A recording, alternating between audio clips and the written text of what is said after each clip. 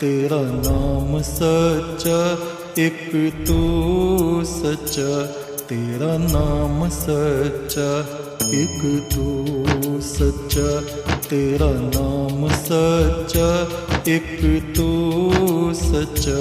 तेरा नाम सच्चा, कोई नहीं तेरे जैसा तेरे सिवा, एक तू सच्चा। तेरा नाम सच्चा, सब जगह तेरी रोशनी का दरिया, एक तू सच्चा। तेरा नाम सच्चा, सब बीमार तू बीमारों की दवा, एक तू सच्चा। तेरा नाम सच्चा, बेहतर है बहस से जिक्र तेरा, एक तू सच्चा।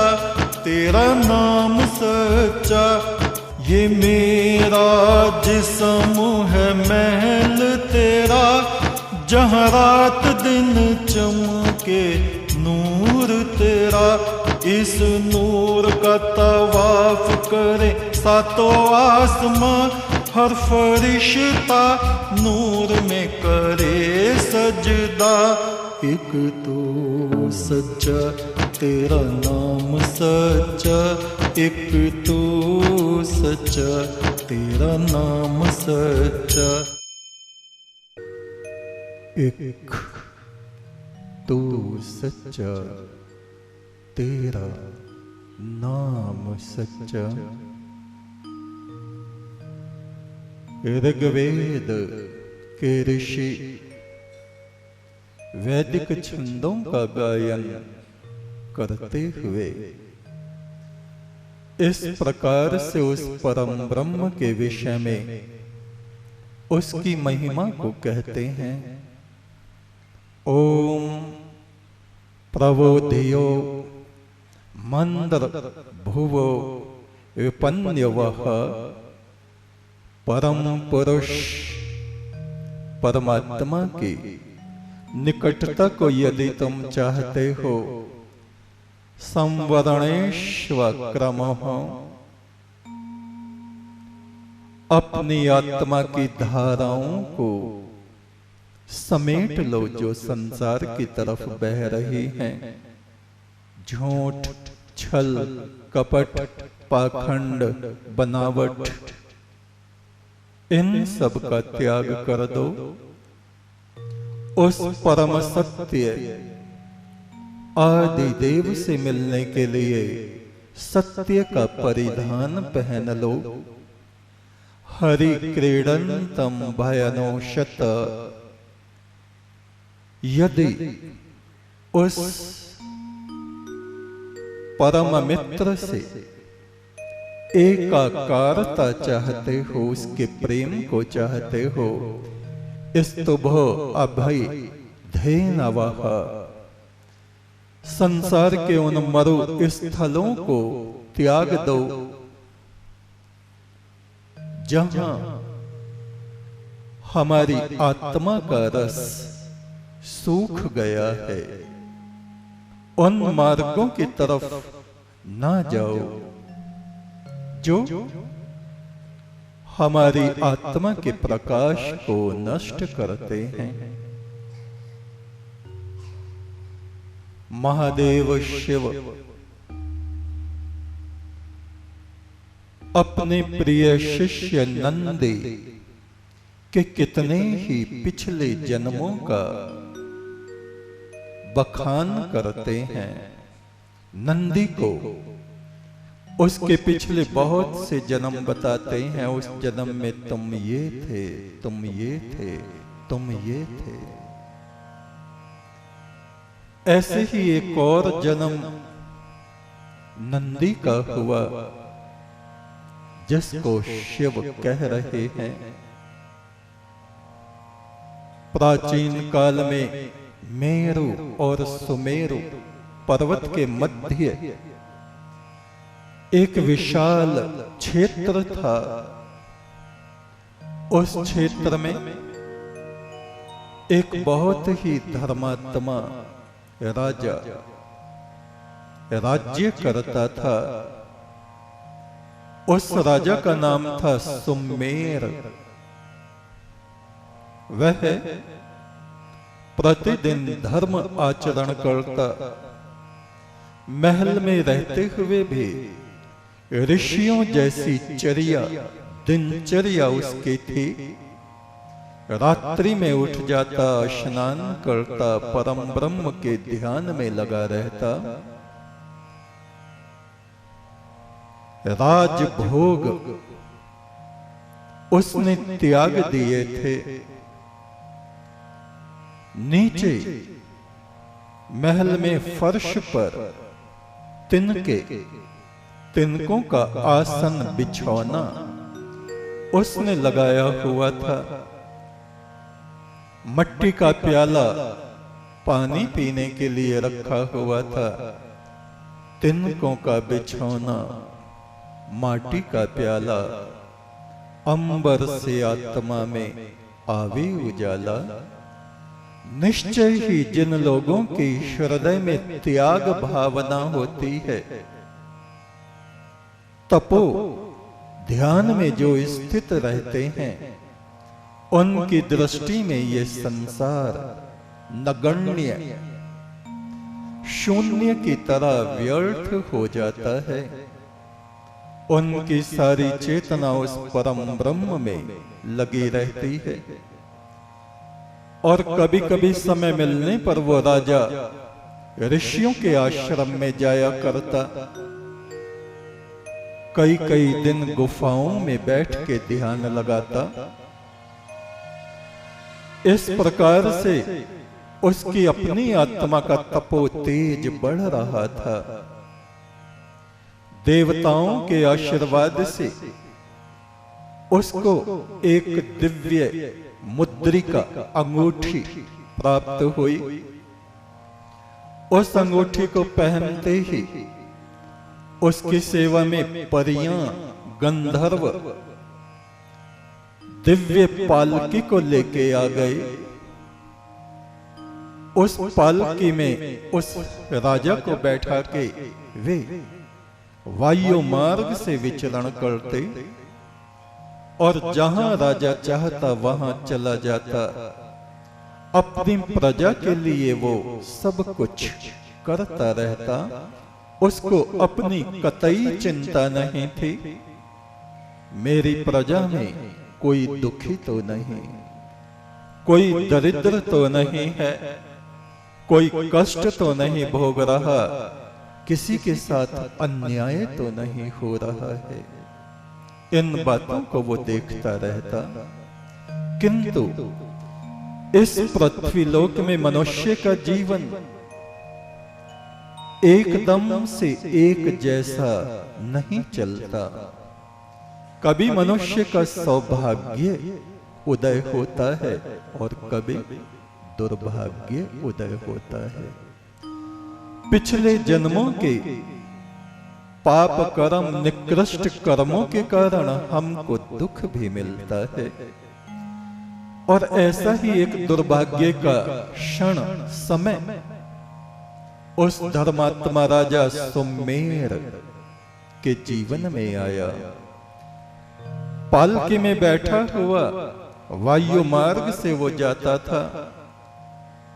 उसका मन हुआ कि समुद्र किनारे में थोड़ी देर रुकूं।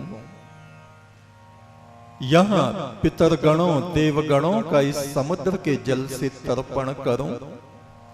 उसके संकल्प मात्र से वे परियां उस पालकी को लेके नीचे पृथ्वी पर उतर आईं।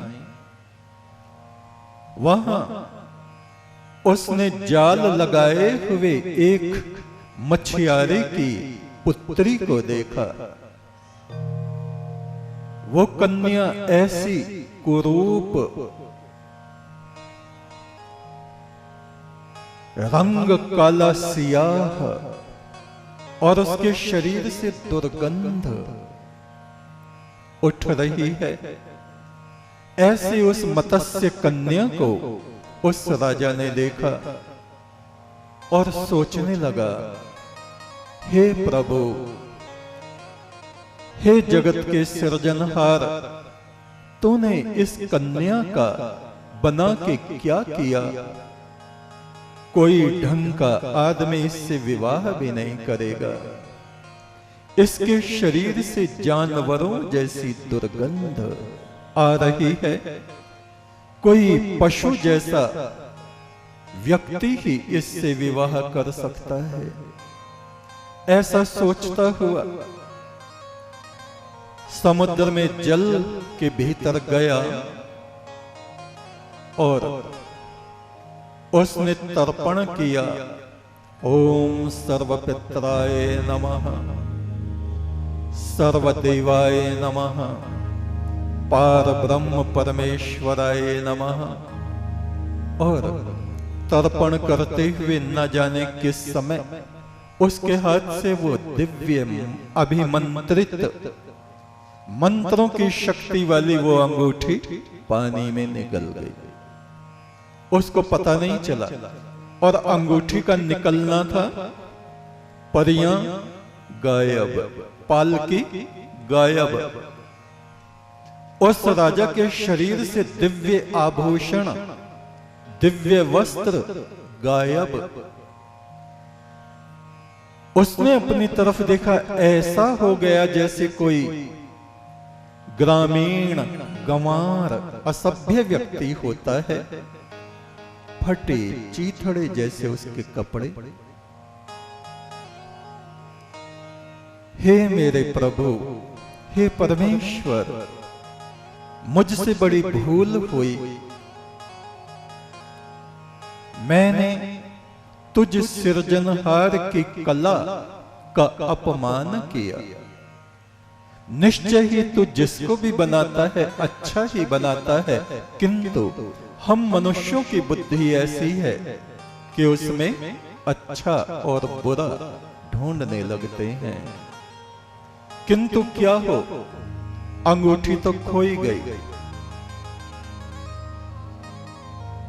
राजा ने उस कन्या से कहा, हे देवी, मुझे क्षमा कीजिए।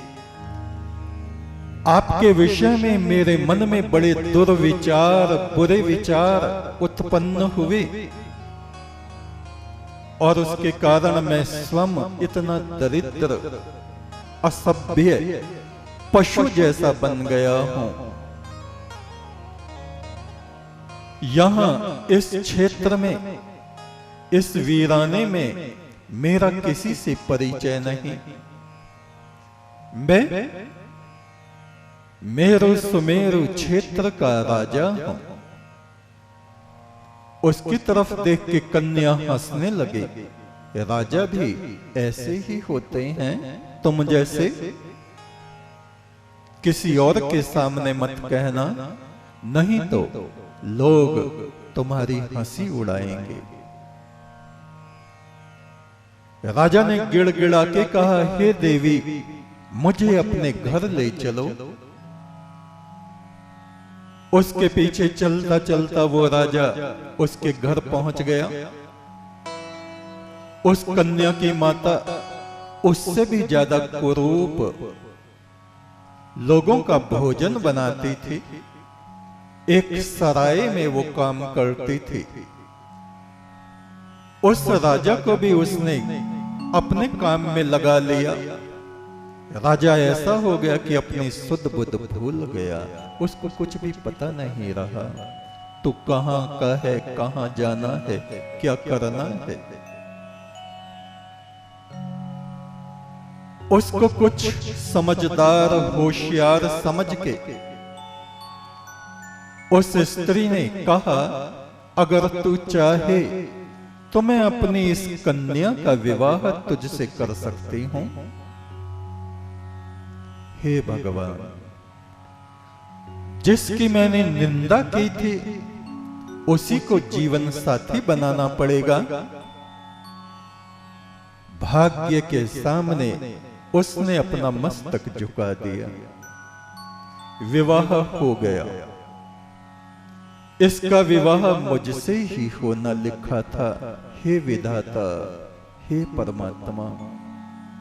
कुछ दिन बीते, वो कन्या, मछियारे की कन्या तो प्रतिदिन जाल लगाती थी, मछलियां पकड़ती थी। एक दिन एक मछली उसके जाल में आ फंसी और उस मछली को उसने चीरा तो राजा की अंगूठी उसके पेट में से निकली। राजा ने कहा, देवी ये अंगूठी मेरी है। उस मत्स्य कन्या ने कहा, तुम्हारी होगी, लेकिन अब तो मैंने मछली पकड़ी है, अब ये मेरी अंगूठी है। इस अंगूठी की स्वामिनी मैं हूं। राजा गिड़गिड़ाया, उसके पैर पकड़े, हे देवी तुम मुझको ये अंगूठी प्रदान कर दो। मैं तुम्हारा स्वामी हूं, पति हूं। मैं वचन देता हूं, प्रतिज्ञा करता हूं, कभी भी तुम्हारा अपमान नहीं करूंगा, हमेशा तुम्हारा आदर करूंगा, तुम्हारी हर एक बात को मानूंगा। किंतु इस अंगूठी में मेरे जीवन का रहस्य छुपा हुआ है। हे देवी तुम ये अंगूठी मुझे वापस दे दो। उस कन्या की माता ने ये सब वार्ता सुनी और कहा, बेटी तेरा पति है, क्या तू एक अंगूठी तक उसको नहीं दे सकती? मां के कहने से उसने वो अंगूठी उसको दे दी और उसके पहनते ही उसका स्वरूप पहले जैसा हो गया। देवताओं की तरह दमकने चमकने लगा। परियां आ गईं, पालकी आ गई। दोनों महिलाएं चकाचौंध रह गईं। कहा, तू वास्तव में ही सच कहता था कि तू राजा है। अब हमारे साथ तेरा क्या व्यवहार होगा? राजा ने कहा, हे देवी मैंने अपने बुरे विचार के फल को अच्छी तरह से भोग लिया है। मैं कभी भी अपनी प्रतिज्ञा को भंग नहीं करूंगा। तुम मेरी पत्नी को पत्नी ही रहोगी। हमेशा मैं तुम्हारा आदर करूंगा, सम्मान करूंगा। आओ मेरे साथ पालकी में बैठो और मेरे राज्य को चलो।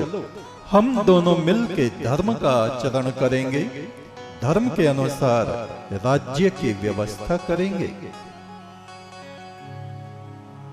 शिव ने कहा, नंदी वो सुमेर राजा तुम ही थे।